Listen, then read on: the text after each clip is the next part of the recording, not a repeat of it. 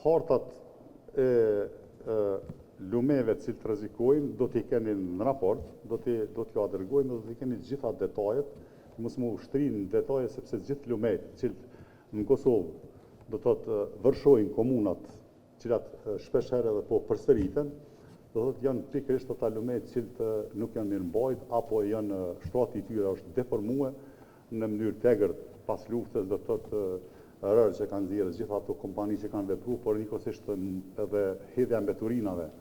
në lumej tjirë, kështu që kanë shkaktuar. Çdo lumë është i degraduar dhe duhet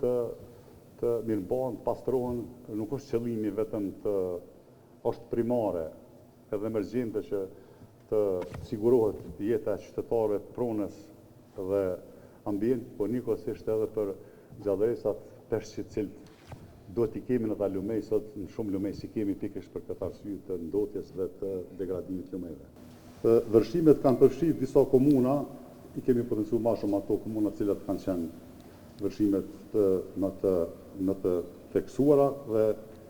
këto janë Malishev, Gjakov, Klin, Jonik, Drenas, Kenderaj, Mitrovic, Suarek, Qilan dhe Prishtinë. Ekipet e specializuara TAMES, Misit profesionale të zjarrtikës dhe shpëtimit, Forca Sigurisë Kosovës, Policia e Kosovës dhe shoqata e Kosovës për këtë shpëtim kanë realizuar interventime të shumta duke përfshirë.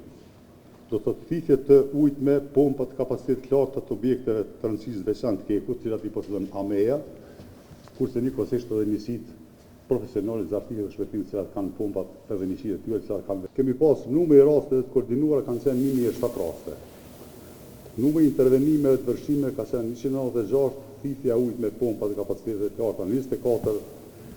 intervenime teknike 63, personat të evakuar kanë qenë 42.